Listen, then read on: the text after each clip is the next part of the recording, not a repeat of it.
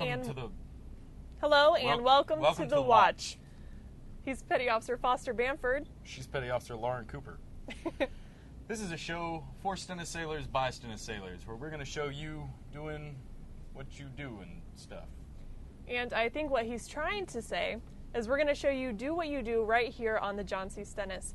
And speaking of doing cool stuff, the folks from Crash and Salvage were on the flight deck doing some drills. Our very own Seaman David Hooper was up there. Just roll it.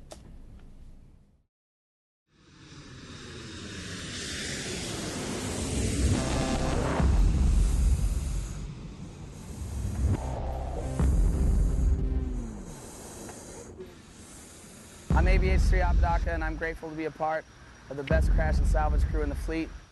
And today, we're going to be running an obstacle course. We're going to have them jump into these suits. They have approximately 2 minutes to get dressed, and from there we'll start our training. They're getting their boots on, they're getting dressed.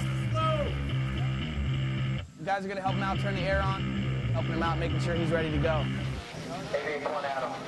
Everything's good to go. They're running out to the LA where the simulated fire is at.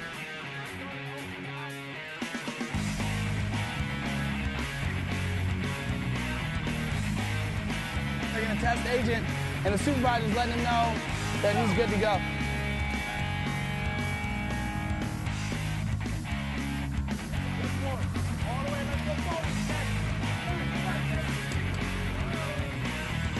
They're also going to simulate setting up hose teams. Now they're going to go down and make sure there's nobody in the catwalk. Where they're going to find the next scene now. They're going to crawl through our simulated aircraft. There's wires, everything's hanging, dangling down. We're going to have to take the ropes off the packs. You know, they're helping each other out. Teamwork is very, very important. The crewman's going to come through and grab the simulated pilot in the cockpit. The pilot's out completely, and they need to save him.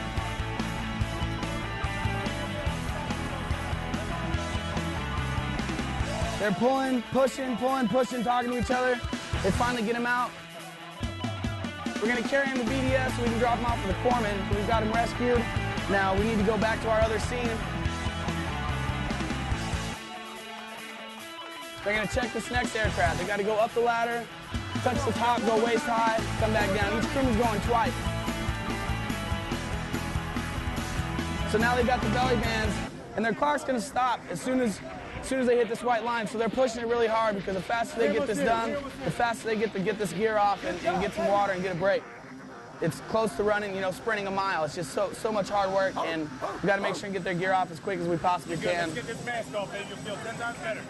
There we go. That's great. Yeah, we're a tight-knit group of guys, man. We love what we do. I like to think of it a lot like us being the lifeguards of the flight deck.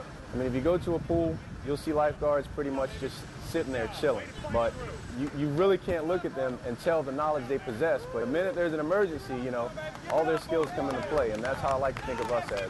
We are the lifeguards of the flight deck. Respond! Never react! Respond! Never react! Respond! Never react! Crash on 3, 1, 2, 3, crash! Good job, yo.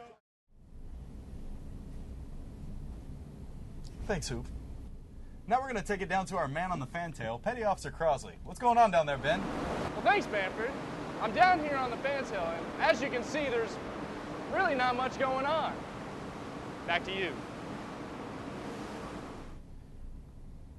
All right, thanks, Crosley. I guess we'll check up on you later. That doesn't seem right.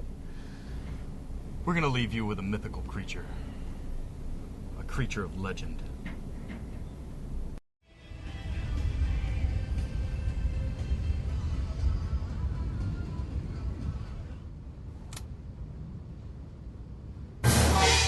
I'm the Dust Bunny!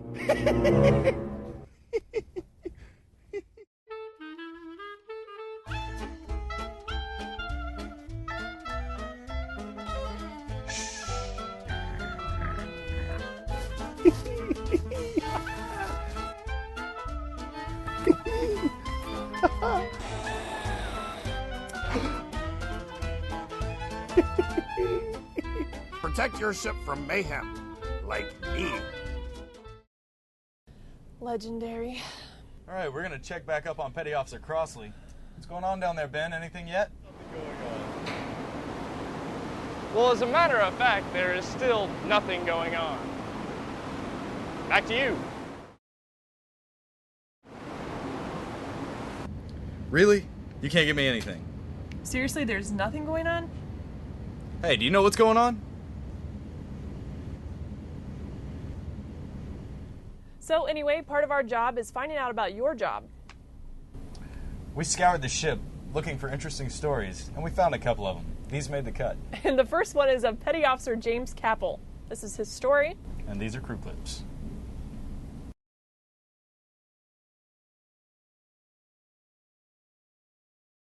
I'm HT3 Capel, ship's carpenter aboard USS John C. Stennis.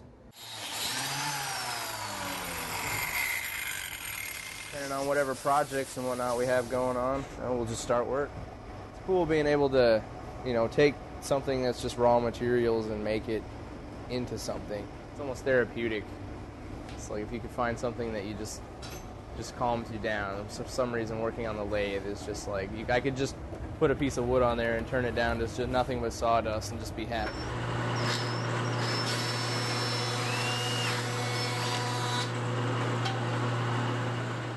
Coin boards and stuff that they give out to officers and whatnot, or head of departments when they leave. Anything plaque-wise anyone needs on the ship, we take care of that. You have a pile of wood, we have a drawing or some measurements, and then you just start doing all the things that you need to do, and before you know it, you have something that's useful, and you made it. It's kind of cool just being something fairly unique on the boat. Not everybody gets to say, I'm the ship's carpenter. This job's pretty fun. I'm Petty Officer Kelly James Capel, and I'm a proud member of the John C. Stennis team.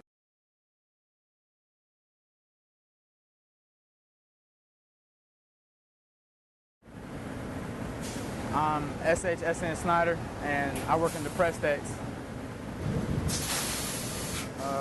Press decks are pretty much where we press jerseys, BDU pants, the coveralls, NW, stuff like that. I want to have a clean press uniform. I want to look good for the Navy. I want to look good for, the people that I'm serving for. I want to join the Navy because I want to get out of a small town. I want to get out to the real world, experience and stuff. Make a paycheck, a decent paycheck. I've been living in that same town since I was young, since I was able to walk. It was the same routine every day. Go to school, come back home, work, go to bed, get back up, go back to school, work. Everybody knew everybody. That's not such a bad thing, but this is gonna be my first time going into foreign ports. It'll be my first time. It's my first time on a boat, so I'm really excited about that. I'm SHSN Snyder, and I'm a proud member of the John C. Stennis team. Thanks, Petty Officer Capel and Seaman Snyder, for telling us your stories. And finally, Petty Officer Kevin Murphy takes us to the hangar bay, where he shows us one of the most sacred traditions at sea.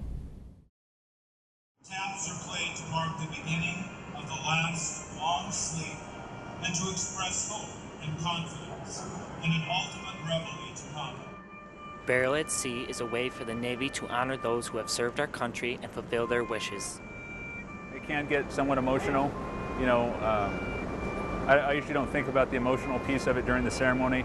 It's not until after the fact when I sit down and think about how the ceremony went that I think about that I buried men and women who have served their country, buried them at sea.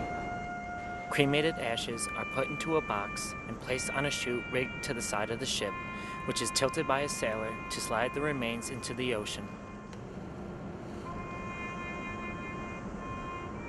It's part of our naval heritage to conduct burials at sea, and also it's part of the human experience, part of life. Putting the dead to rest. Their struggle in life is over, but ours continues, and it just reminds us of the brevity of life and how we need to take everything seriously and appreciate it for what it is. People can visit many memorials and cemeteries on land, but others just have to glance at the ocean to remember their loved ones. I'm Petty Officer Kevin Murphy. Thanks, Murphy, and remember to tell your friends and family to check out our Facebook page, where they can see photos, this show, and all of your shout-outs. We'll see you next time on The Watch.